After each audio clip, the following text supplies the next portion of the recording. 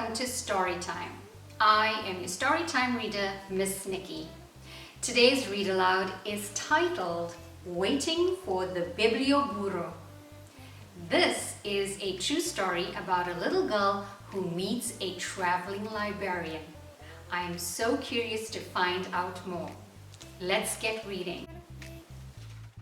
Waiting for the Biblioburro, written by Monica Brown and illustrations by John Parra.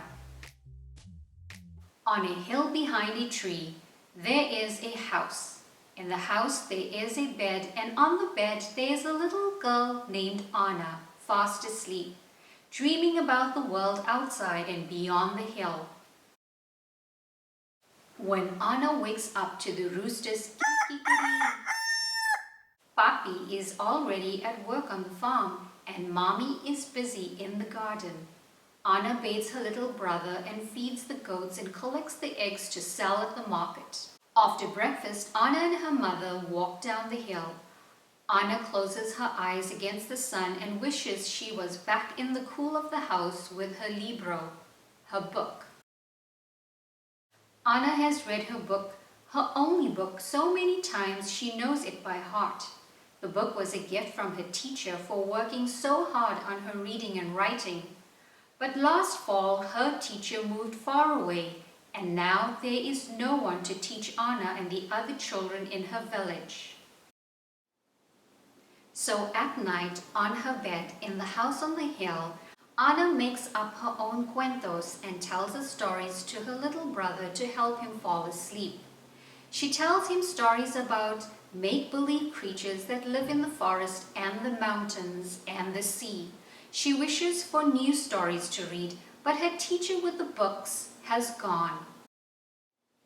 One morning, Anna wakes up to the sound of tak-tak, clip-clop, and a loud ay-ya, ay-ya. When Anna looks down the hill below her house, she sees a man with a sign that reads Biblioburro. With the man, there are two burros. What are they carrying? Libros, books. Anna runs down the hill to the man with the sign and the burros and the books. Other children run to him too, skipping down the hills and stomping through the fields. Who are you? Who are they? The children ask. The man says, I am a librarian, a bibliotecario, and these are my burros, Alpha and Bito. Welcome to the Biblioburro, my biblioteca.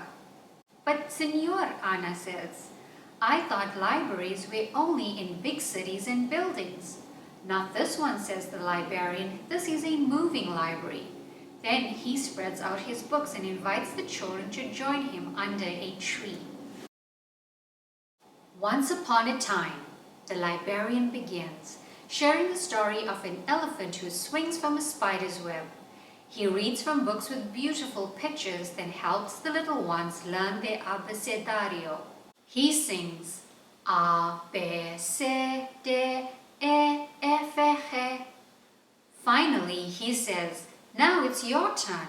Pick out books, and in a few weeks I will be back to collect them and bring you new ones. Me too? Asks Anna. Especially you, says the librarian with a smile. So many cuentos. While Alpha and Bito chomp the sweet grass under the tree, Anna picks up book after book and finds pink dolphins and blue butterflies, castles and fairies, talking lions, and magic carpets. Someone should write a story about your burros, Anna tells the librarian, rubbing Alpha's nose and feeding more grass to Bito. Why don't you? He asks. Then he packs up the books and he is off. Enjoy, he calls to the children. I will be back. Anna runs up the hill to her house, hugging the books to her chest. She can't wait to share her books with her brother. And that night she reads until she can't keep her eyes open any longer. Each morning, Anna does her chores and reads and looks out her window. She listens for the sounds of Alpha and Bito, but weeks pass and the librarian doesn't return. When will he come back? She asks her mother, who smiles and says, Go read, Anna. When will he come back? She asks her mother, who smiles and says, Go draw, Anna. When will he come back? She asks her mother, who smiles and says, Go write, Anna. When will he come back? She asks her mother, who finally says, Go to bed, Anna. One night, Anna dreams she's flying over her country on a butterfly's back. In her dream, she crosses mountains and oceans and rivers and jungles, bringing stories everywhere she goes. Stories fly from her mouth and fingers like magic, falling into the hands of the children waiting below. When Anna wakes up, she misses Alpha and Beta and the Biblioburro's books. She remembers that the librarian told her that she could write a book, and so, with paper and string and colored pencils, she does. Finally, just when Anna thinks she'll never see the Biblioburro again, she wakes up to "Ayya! Ayya!" and children yelling. She runs down the hill with her library books and a special surprise of her very own. I wrote this cuento for you, she says. Que bueno, the librarian says, and then he reads her story to the children under the tree. When it is time to go, Anna's book is packed carefully on the burro's back, ready to be carried away over the hills and through the fields to another child who is